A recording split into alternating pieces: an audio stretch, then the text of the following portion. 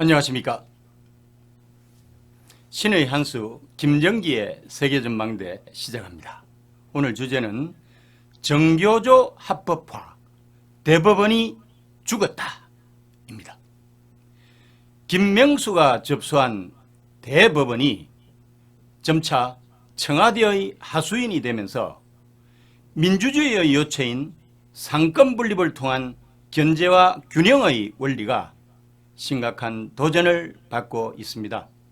이른바 대통령 직속 장관급 사법위원회로 전락하여 대법원장이 위원장, 대법관들이 위원이 되어서 전원 합의체를 이끌면서 오로지 정권의 입맛에 맞는 판결만 생산을 하고 있습니다. 마치 중국의 최고 인민법원을 보는 것 같아서 서글프기 짝이 없습니다. 오늘 대한민국 사법부에 조종을 울리는 대법원 판결이 나왔습니다. 지난 7년간 법의 노조였던 정교조가 대법원에서 승소 판결이 나면서 합법노조가 된 것입니다.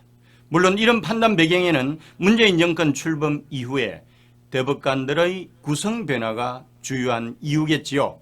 즉 진보 성향의 대법관이 늘어나면서 정교조 법의 노조 사건에 대해서 1, 2심과 다른 결과가 나오게 된 것입니다.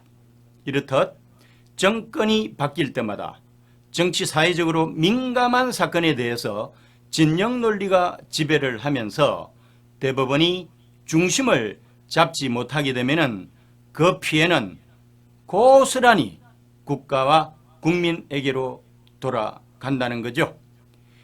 미국 건국 초기 대법원장으로서 오로지 100년 되기만 생각하면서 미국의 정치 사회를 장기적인 관점에서 조각을 한 존 마샬이 그리워지는 것은 저만 그럴까요? 김명수 대법원장과 조재현 법원행정처장을 포함한 대법관 14명 중에서 10명은 문재인 정부에서 임명이 되었습니다. 8일 퇴임하는 권순일 대법관 후임으로 우리법연구회 출신 이홍구가 대법관으로 임명이 되면 11명으로 늘어납니다. 이홍구를 포함하면 14명 중 7명의 대법관은 법원 내에 진보 성향 연구 모임으로 알려진 우리법연구회, 국제인권법연구회, 그리고 대표적인 진보 변호사 모임인 민변 출신입니다. 표결에 참여하지 않는 법원행정처장을 제외하면 13명 중에서 7명이 진보로 과반수를 안정적으로 확보하고 있는 셈입니다. 즉 대법원 판결이 한쪽 성향으로, 다시 말하면 좌편향으로 쏠릴 가능성이 아주 높다고 하는 것입니다.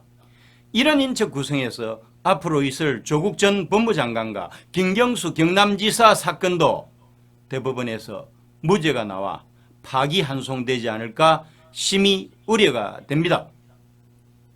다시 정교조 판결로 가보겠습니다. 대법원 전원합의체, 주심은 노태학 대법관입니다.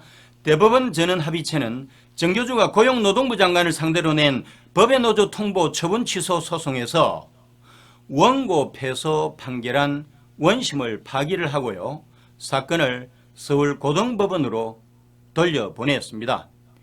오늘 판결은 2013년에 소송이 시작된 지 7년, 상고가 제기된 지 4년 만에 이루어진 것입니다. 1심과 2심에서는 정교조가 모두 패소했습니다. 14인 중 법원행정처장 보직의 대법관 1인과 conflict of interest라고 그러죠. 이해 충돌이 있는 대법관 1인을 제외한 12인이 표결에 참여를 했는데요. 10대 2, 다수 의견 8, 별개 의견 2, 소수 의견 2 등으로 압도적인 결과가 10대 2로 나온 것입니다. 별개 의견을 낸 2명의 대법관도 다수 의견 8명의 대법관과 이유만 다를 뿐이지 결론은 같으니까 10대 2가 되는 거죠. 다수 의견에는 박근혜 전 대통령이 임명한 권순일 박상옥 대법관과 현 정부에서 임명된 박정화, 민유숙, 노정희, 김상환, 노태학 대법관이 함께 했습니다. 김명수 대법원장을 포함해서 다수 의견을 낸 8명의 대법관은 법의 노조 통보는 근로자의 헌법상 노동상권을 실질적으로 제약한다고 하면서 이 결정을 구체적 법률 근거가 없는 노동조합법 시행령에 근거해서 정교조에 통보한 박근혜 정부의 결정은 위법하다라고 밝혔습니다. 소수 의견으로서 반대 의견을 낸 이기택, 이동원 대법관은 다수 의견에 대해서 강력하게 반발을 했습니다. 두 대법관은 다수 의견은 완벽한 법 체계를 애써 무시하면서 입법과 사법의 경계를 허물어버리고 이 사건 법률 규정에 관한 분명한 해석을 회피한 채 시행령 조항의 정당성을 부정하고 있다고 지적을 했습니다. 두 대법관은 법이 정한 요건은 지키지 않으면서 그 요건을 충족하였을 때 주어지는 법적 지위와 보호만 달라는 억지 주장이 받아들여지는 법 체계는 법치주의에 기반한 현대 문명 사회에서 존재하지 않았고 앞으로도 있어서는 안 된다고 하면서 정교조를 강력 비판을 했습니다. 다수 의견과 달리 해당 법령과 시행령의 조항은 매우 명확하고 다른 해석의 여지도 없다고 말했습니다. 대법원의 판결로 정교조가 당장 합법 노조의 지위를 회복하게 되는 것은 아닙니다. 파기환송심이 아직 남아있지요. 또한 박근혜 정부의 정교조 법외 노조 통보는 무효가 될지라도 정교조가 해직 교원을 조합원으로 둔 것은 현행법상 여전히 위법입니다. 정부는 이번 판결에서 입법이 필요하다는 대법원의 의견에 앞서서 지난 6월 퇴직교원의 노조 가입을 허용하는 교원노조법 개정안을 입법 예고했었습니다. 정교조가 설사 패소를 했다 할지라도 정교조의 합법화를 위한 길은 이미 정부가 마련을 해둔 상태였죠. 정부는 당시 정교조 문제뿐만 아니라 국제노동기구 기준에 맞춘 법 개정이라는 주장을 했습니다. 어쨌든 날개를 단 정교조가 합법적인 활동을 하게 되는 교육 현장이 무서워집니다. 물론 정교조가 교육행정조직에도 이미 독버섯처럼 뿌리를 내려서 현재도 상당한 힘을 쓰고 있습니다.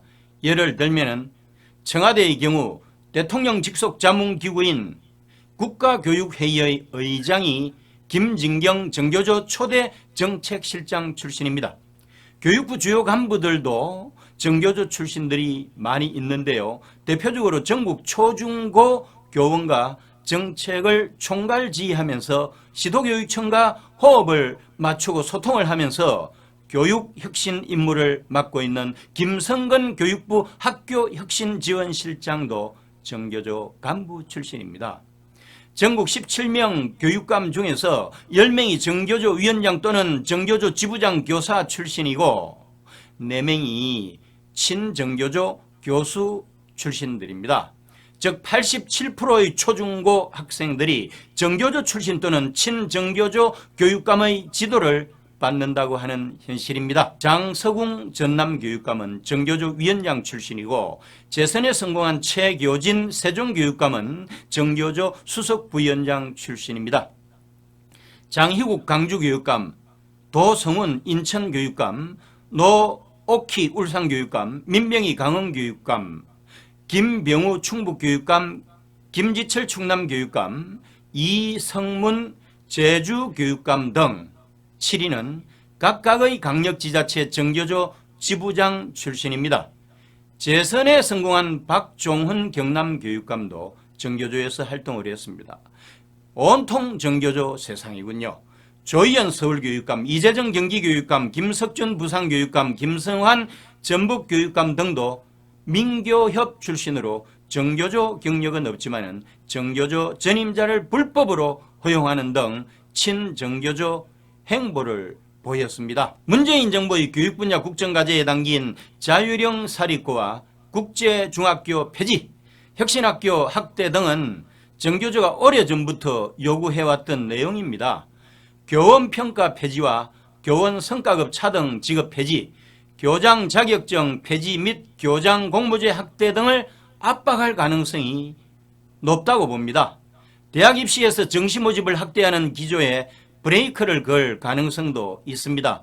전교조는 교원의 선거운동과 정당 가입을 요구하는 법 개정 투쟁에 나서겠다는 방침도 아울러 밝혀왔습니다.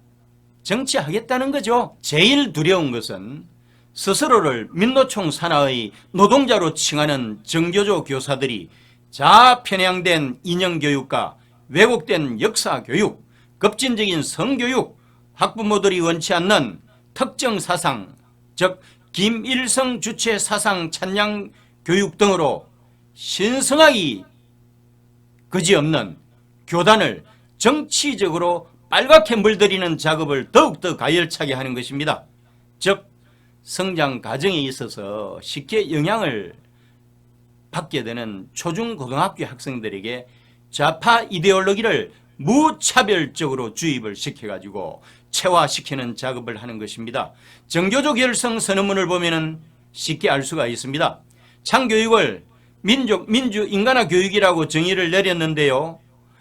이 말은 자익 세력의 혼란 전술로서 민족은 미제의 식민지인 민족을 해방시키기 위한 김일성 주체 사상이고, 민주는 노동자 농민이 주인이 되는 민중민주주의고, 민중은 부자나 보수 세력을 타도할 무산자 혁명 주체 세력을 일컫는 용어입니다. 이런 식의 좌파 정권 신민화 교육이 지속되지 않도록 자유보수파 시민들이 대동단결해서 저들의 음모를 막아야 할 것인데 걱정이 태산 같습니다.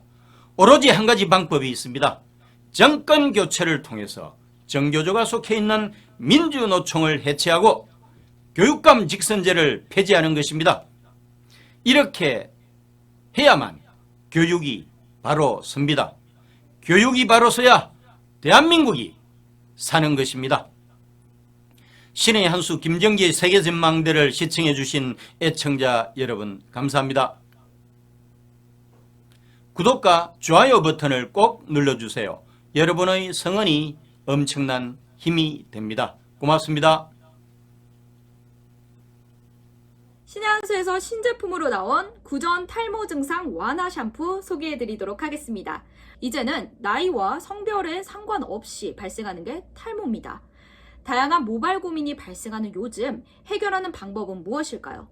올바른 두피 케어가 답이지 않을까요? 두피가 건강해야 모발도 건강할 수 있다고 하는데요. 그래서 저희 신의 한수에서 준비했습니다. 여러분들께 소개할 제품 구전 탈모 증상 완화 샴푸인데요. 평강의 오랜 노하우를 담은 샴푸입니다. 제가 벌써 이 샴푸를 사용한 지 한 달이 됐습니다. 제가 웬만한 탈모 샴푸는 다 사용을 해봤는데요. 두피와 모발 건강이 좋지 않으신 분들에게 추천드립니다. 저는 무엇보다 이 샴푸를 사용하고 나서 굉장히 좋았던 점은 두피가 간지럽지 않았습니다. 아침에 출근하고 나서 밤에 돌아오고 나면은 머리가 간지럽지 않아요. 주변에서 제 친구도 같이 사용하고 있고 저희 부모님도 사용하고 있고 이제 다른 주변에서 지인분들에게 추천도 드려봤지만 일단은 다들 공통점이 두피가 간지럽지 않아요. 저뿐만 아니라 저희 신의 한수 모든 직원들이 사용하고 있지만 좋은 반응들이 나오고 있습니다. 제가 이렇게까지 칭찬하는 이유 바로 성분 때문입니다. 성분이 좋아야지만 이 샴푸를 칭찬하는 데에도 설득력이 있지 않겠습니까? 탈모하시면 어떤 성분이 먼저 기억나세요? 아마 많은 분들께서도 비오틴 하면 다 아실 거라는 생각이 드는데 모르시는 분들을 위해서 비오틴이 얼마나 중요한 역할을 하는지 알려드리도록 하겠습니다. 머리카락의 90%를 차지하는 게 케라틴 단백질입니다. 이러한 케라틴 단백질을 생성시켜주는 게 바로 비오틴입니다. 이렇게 좋은 성분 가득한 샴푸, 그런데 탈모 샴푸 쓰시면 뻑뻑해서 사용하기 힘드시다고요. 탈모 샴푸 쓰면은 모발이 뭔가 약간 푸석푸석해지는 느낌이 들어요. 네, 그런 걱정의 마음을 아셨을까요? 샴푸뿐만 아니라 저희 구전 탈모 증상 완화 트리트먼트까지 준비했습니다. 트리트먼트와 샴푸를 같이 준비했는데요. 모발의 영양을 윤기를 책임지는 동백나무씨 오일과 동백꽃 추출물이 들어가 있습니다. 머릿결을 위해 널리 사랑받았던 게 바로 동백 오일이라고 하는데요. 이러한 성분이 모발감에 깊은 영양감을 더해준다고 합니다. 구전 탈모 증상 완화 샴푸는 식약처의 기능성 인증을 완료한 제품입니다. 믿고 구매하셔도 좋습니다. 그렇다면 가격 궁금하실 텐데요. 탈모 샴푸 비싸지 않나요? 저희 신의 한수에서만 준비한 단독 특가입니다. 샴푸 2개에 트리트먼트 하나 더해서 69,900원에 단독 특가 진행합니다. 135,000원이 정가입니다. 하지만 거의 반값이 할인된 48% 할인된 가격 69,900원에 만나보실 수 있습니다. 저희 신의한수에서만 준비한 단독 특가라는 점, 이 단독 특가 놓치지 마시고요. 이러한 좋은 가격과 좋은 성분의 샴푸와 트리트먼트 여러분들께서 구매하셔도 좋으실 것 같습니다. 지금 바로 010-9976-4169로 주문 넣어주세요. 010-9976-4169입니다. 문자로 주문 넣어주시면 바로 결제 정보 옵니다. 지금 바로 주문 넣어주세요.